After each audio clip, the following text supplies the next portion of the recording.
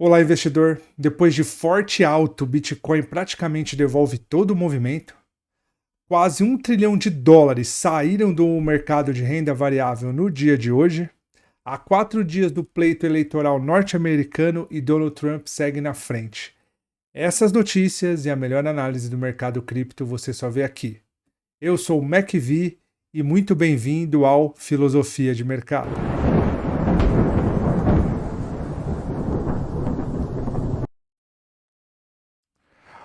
Olá, meus amigos. Vamos começar a nossa análise pela eleição norte-americana, tá? O candidato republicano Donald Trump segue na frente da candidata democrata Kamala Harris, com uma diferença de um pouco menos de 30% de um para o outro, 27%. Né? O Donald Trump, que é interpretado pelo mercado como um candidato mais pró-mercado, mais pró-cripto, né? Quando a gente analisa não só o Donald Trump, mas quando a gente analisa o balance of power, a gente vê que também há uma vantagem republicana, afinal de contas, 64% de chance de que os republicanos assumam a cadeira presidencial, mas também assumam a maioria no Senado e na Câmara dos Deputados.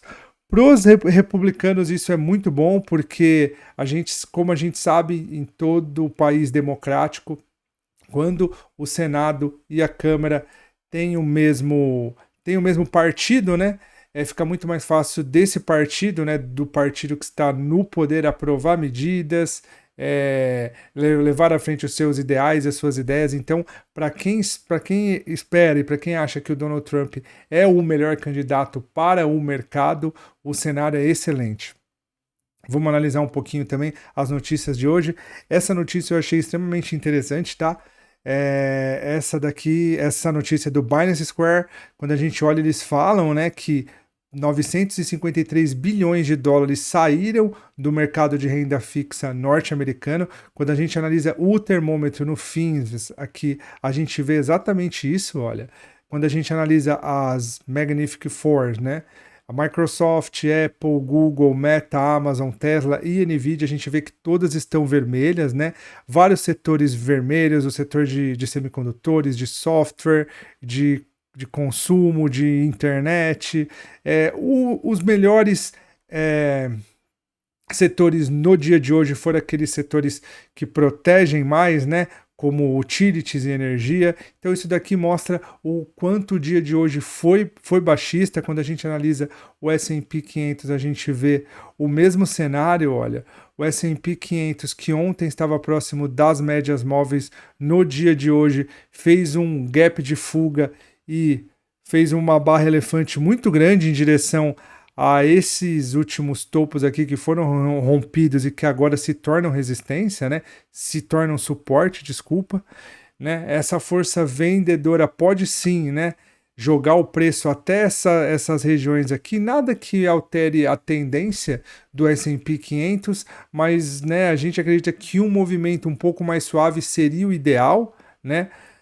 A gente vê que foi uma barra elefante, foi feita por meio de um gap também, o que torna esse sinal ainda mais poderoso de queda, né?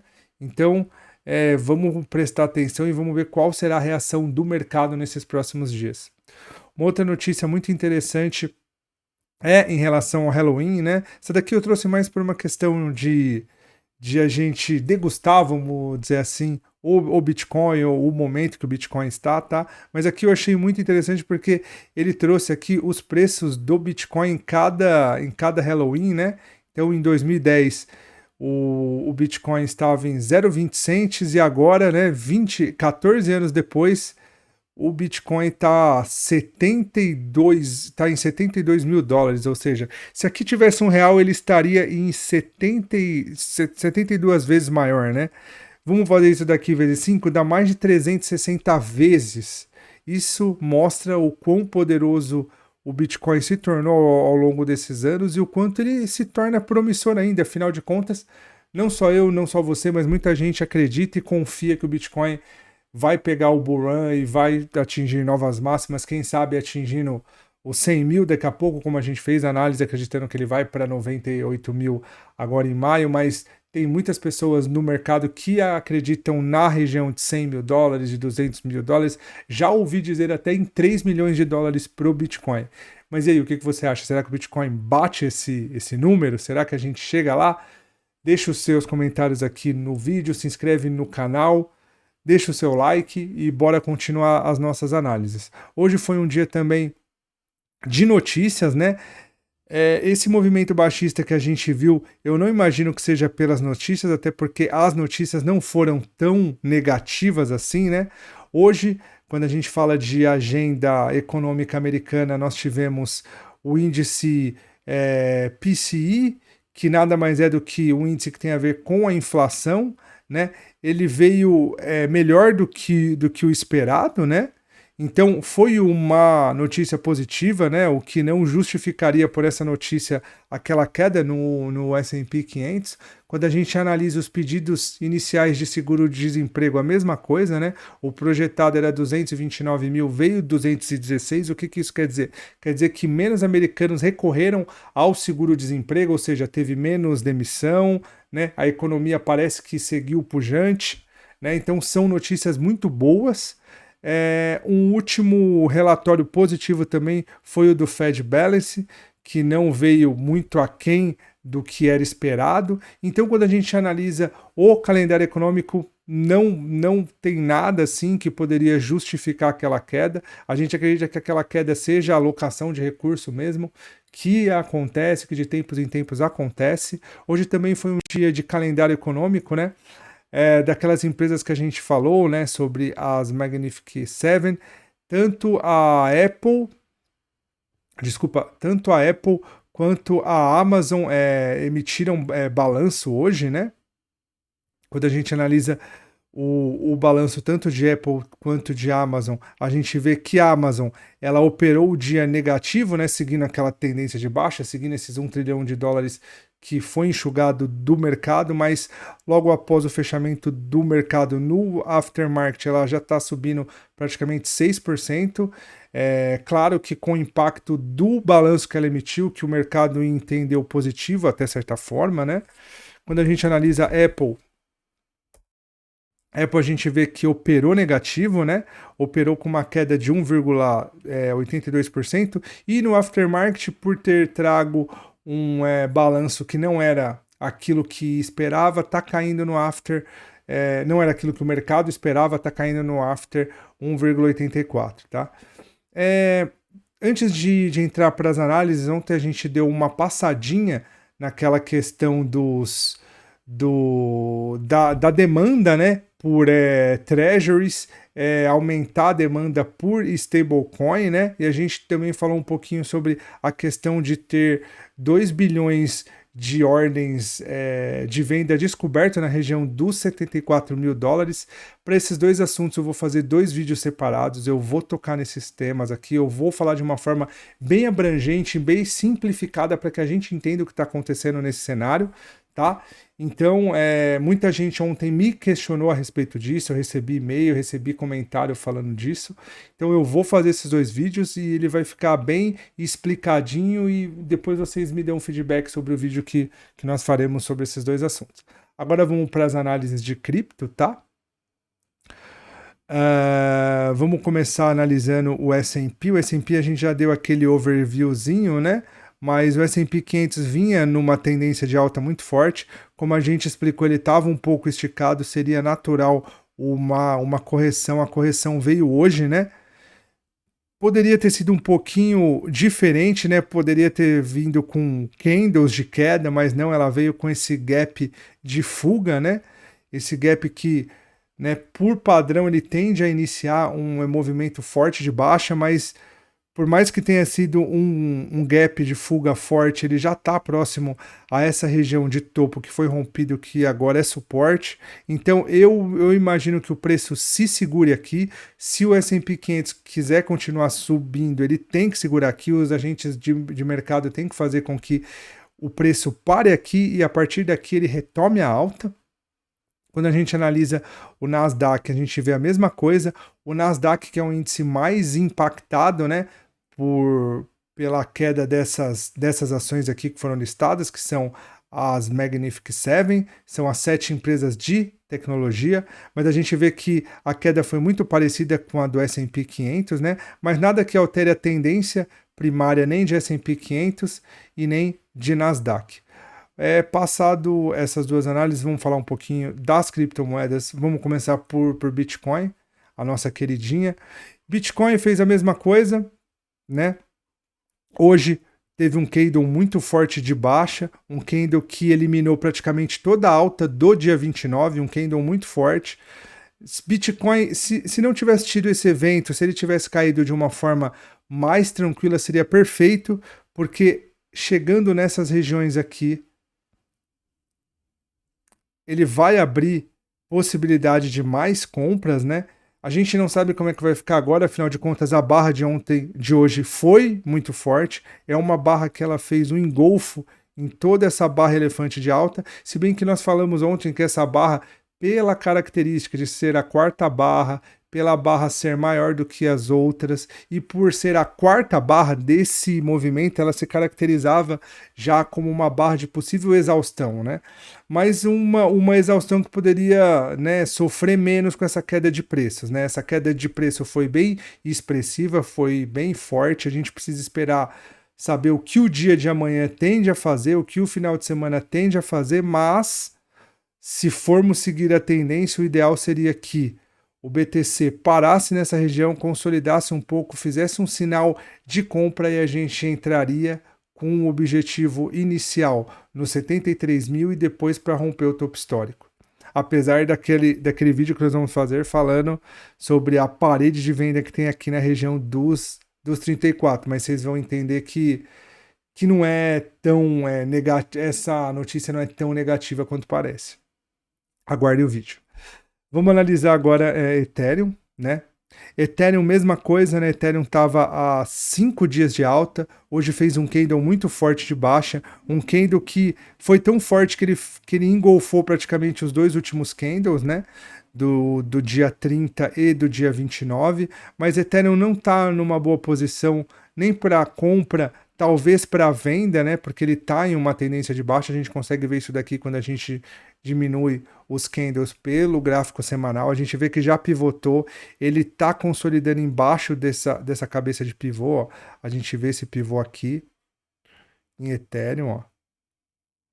Ele já rompeu essa cabeça de pivô, né? Ele está consolidando aqui, parece que está consolidando para cair, o que não garante a queda de Ethereum é porque quando a gente analisa o gráfico de uma escala maior como semanal, a gente vê que ele está numa média móvel, né?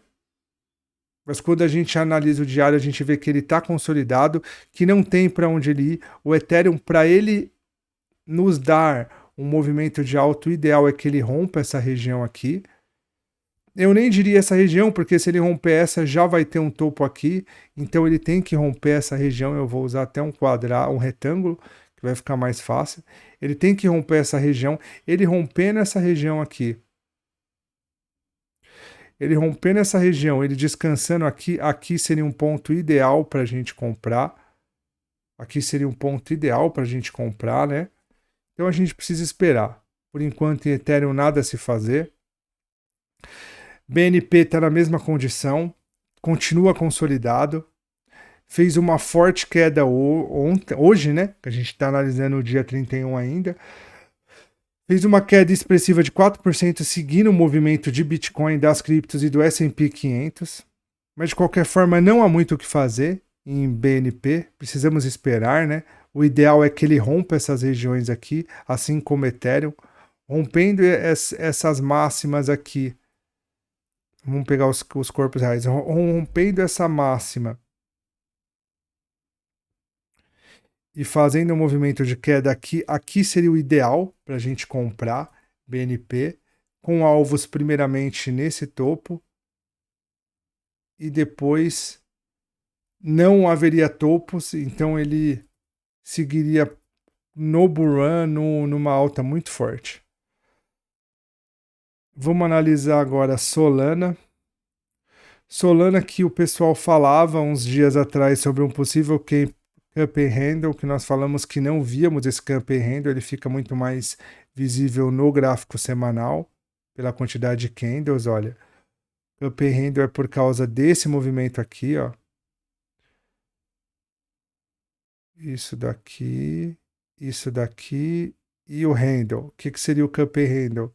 Seria uma xícara, né? Aqui seria a parte da xícara e aqui seria a parte da alça. O problema desse Cup Handle, a gente alertou na época, é que o Cup Handle acontece próximo ao topo. Se essa consolidação tivesse sendo aqui em cima, tudo bem. Aí a gente até poderia considerar um Cup Handle, mas na atual circunstância é complexo para a gente considerar um Cup Handle, né? Então, ele segue aqui nesse... Tá até um pouco parecido com o Bitcoin, né? Essa tendência de baixa. Esse canalzinho de baixa. Ele rompeu essa região no semanal, agora ele tá descansando. Ele pode descansar até essa região aqui, ó. Seria mais do que normal. Solana corrigir. A gente vê que a correção que está acontecendo está dentro do esperado em Solana. Então a gente precisa esperar. Qualquer sinal de reversão aqui tem uma possível entrada, né? Se ele descesse um pouquinho mais, seria ainda melhor. A gente consegue ver isso daqui pelo semanal, ó. Seria ainda melhor se ele tocasse esses topos aqui do semanal. E se nessa região aqui, eu vou deixar até um quadradinho para vocês verem quando a gente abrir lá. Aqui nessa região no diário é que seria o ideal de fazer um candle de reversão, um candle de força. Aí a gente teria como alvo inicial esse topo. No rompimento desse topo a gente buscaria os topos históricos que estão aqui. Mas para tudo isso a gente precisa esperar que o price action em Bitcoin, em Solana, desculpa, faça sua mágica. XRP não tem muito o que falar. XRP é a moeda queridinha dos donates para os candidatos à Casa Branca, né? Foi doado 7 milhões para Kamala, 10 milhões para Trump, mas XRP não tá bonito, tá numa consolidação, se a gente for ver, ainda mais forte do que a de Ethereum, ainda mais forte que a de BNP, talvez não mais forte do que a de BNP, mas está bem forte, né? Não tem muito o que fazer, precisa esperar. Tanto para cima quanto para baixo está bem complexo, ó. Está numa região de suporte aqui. Região de suporte não se espera que o movimento de queda continue, mas que o movimento reverta. Porém, para haver reversão aqui está muito complexo, porque não tem um padrão, né? Os preços estão sempre acima ou abaixo das médias. Melhor tirar XRP da sua carteira quem tem. Doge,